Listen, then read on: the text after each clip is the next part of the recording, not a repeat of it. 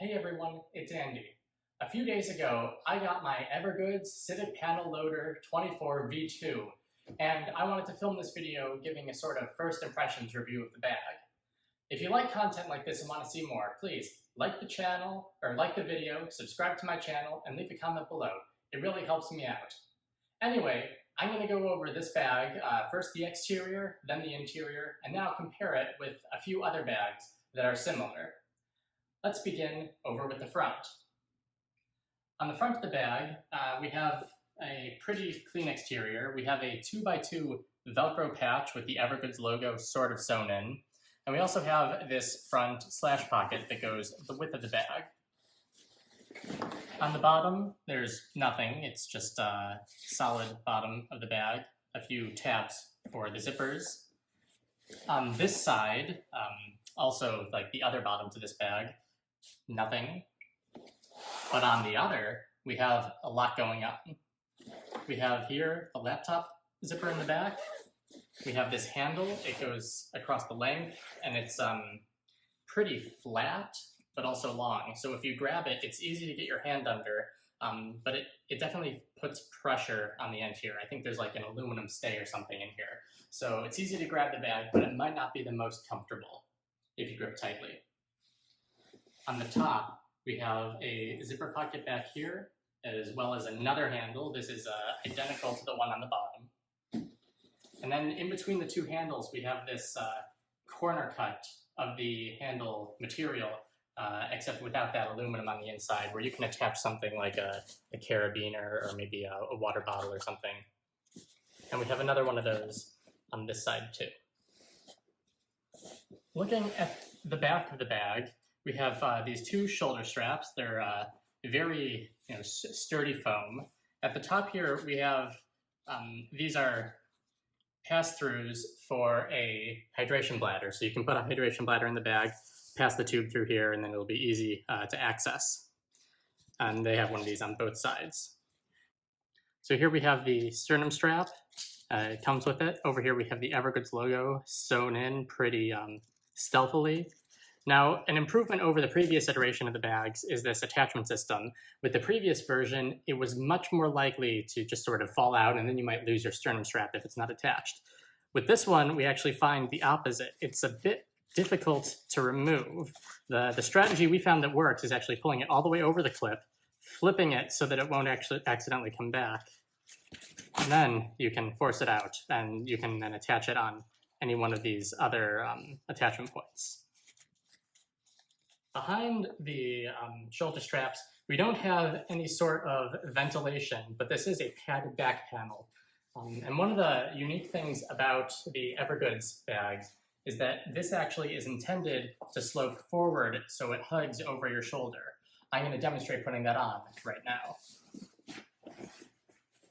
The bag is meant to be worn high up, and as you can see, it should be going over towards the top of my shoulder, so it really hugs my back to give it a nice comfortable feel. Now, one thing that I've noticed about this bag on me is that it has a very rigid back, so that while it is hugging my shoulder, this is like the proper place for it to be. It does occasionally dig in right above my belt line at the bottom. So sometimes this may or may not be as comfortable as I would like. Before we go inside the bag, I want to make a comment on this exterior material. This is a 500D high tenacity nylon with a 6x6 weave and a water repellent coating. Now, one of the things that a few people have complained about, and I can confirm, is that this bag shows and picks up lint. We have a Siberian Husky in the house, and as you can see in some of these photos, the bag has picked up her dog hair, and it will continue to do this, I imagine, for the time being. Now let's look into some of the interior pockets of the bag. New to the V2 version of the bag is this quick access panel on the back. We have a zipper that goes smoothly across the whole back, and it opens up. This is actually utilizing some of that space where the back panel goes. And here we just have a nice quick pocket. It goes about to the length of my fingers and a little more. Inside we have this key clip attachment with a spring-loaded thing, nice and red so you can see it.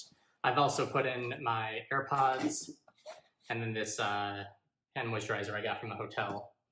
And here you can see it's just a nice, blank pocket. You can put anything in there. Going over here, we have on this side, similar to the previous version of the bag, the access for the laptop. This is the zipper here. Now, one thing I want to comment is that I'm used to having the laptop zipper be all the way at the back of the bag, but sometimes I end up grabbing the quick access intending to open the laptop. So you might just have to get used to skipping a zipper to grab this all the way down. Also, talking about the zipper, here we have zipper pulls with the metal attachment and then this fabric tie looped to it. One thing that I've noticed this week is sometimes if I go to pull it up and it branches around this way instead of flapping here, it tends to get caught on the zip, so I have to go back over to get it to zip smoothly.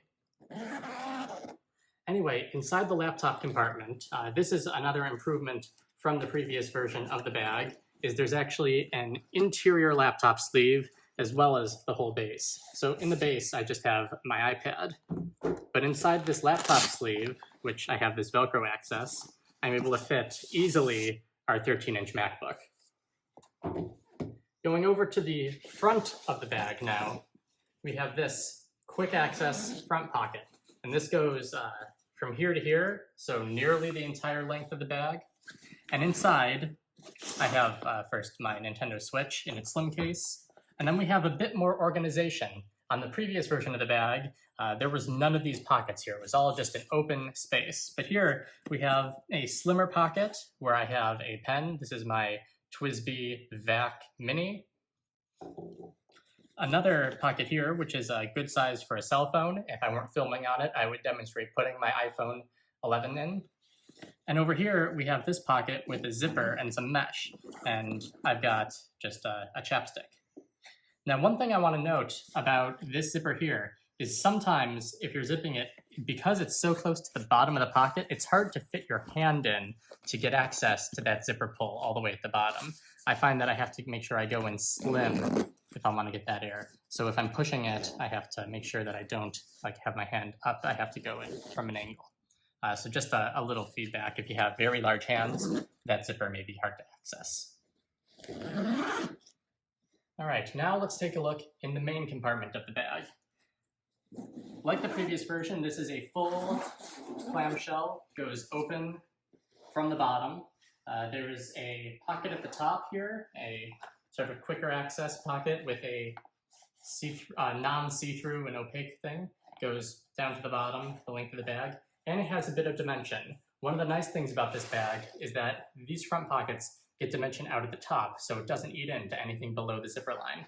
So if I wanted to fit something in here, I know I have some space for it. In the bottom, we have a mesh pocket with a zipper going down, and here I just have a few armbands, as well as this Anker PowerCore Fusion with a cable to charge my phone. And once more, this pocket has plenty of dimension, so you could stick something more volumetric inside. Looking now inside of the clamshell, I have space for my headphone case, my cables and accessories, this pouch with a portable hard drive, a keyboard, and laptop stand. And then there's this mesh stretchy pouch. It's actually not as stretchy as I remember the previous version being, but very good place to put a notepad. And over here, new to the bag also, we have these 2 rows of webbing with 3 attachment points each. These could be useful if you want to attach a bag in here, or some people, I think in their videos, they even put a pen across, though it's hard to get a pen in because you're battling with the side of the bag. But there you go. Now, one of the complaints that I've seen about this bag on Reddit is what some people are calling a pizza box on the inside, because of the laptop compartment. Basically, this panel at the bottom has a bit of space here on each of these sides where you can really see where they've made room for that laptop compartment. This about 2 centimeters. And while you can depress it if there's no laptop, there is a bit of a rigid foam here, so it might take away space from the inside. You can also see a bit of that right here.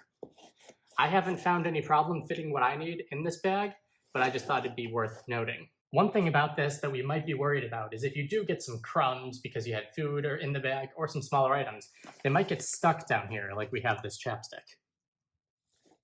Also, if you want to use this as a minimal one-bag travel bag, here I have my Peak Design packing cube in the main compartment. It fills up a bit more than 2/3, so maybe 3/4 of the length here. And with the top over, you can see it goes a bit beyond the width, but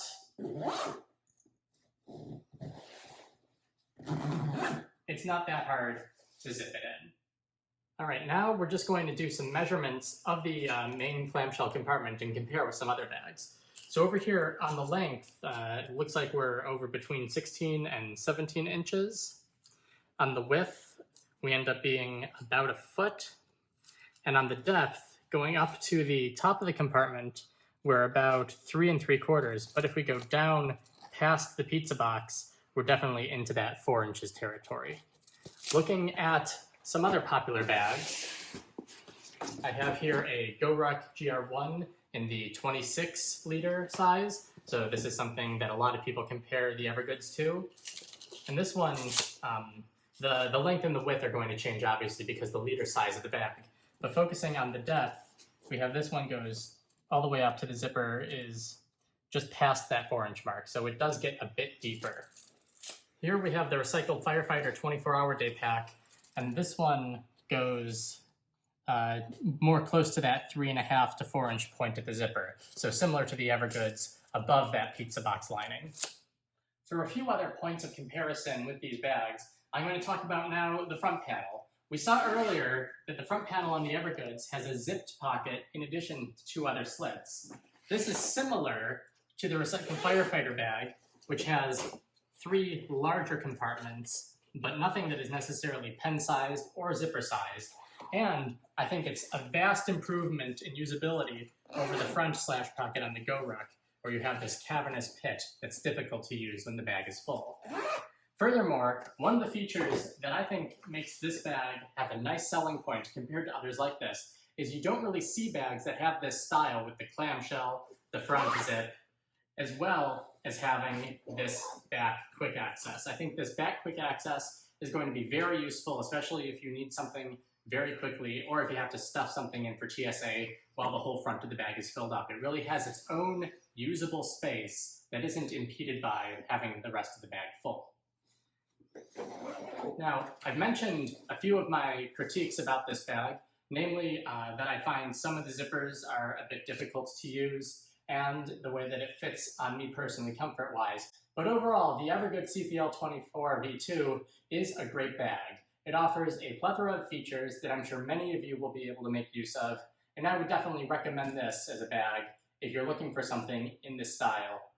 It runs right now in a pre-order price of about $210 US, though I think they're going to be changing their prices as they run out of that stock. Also, being able to access everything from the side of the bag, the laptop compartment, into the clamshell, and the quick access is nice if you want to be able to get things while maybe slinging it over your shoulder.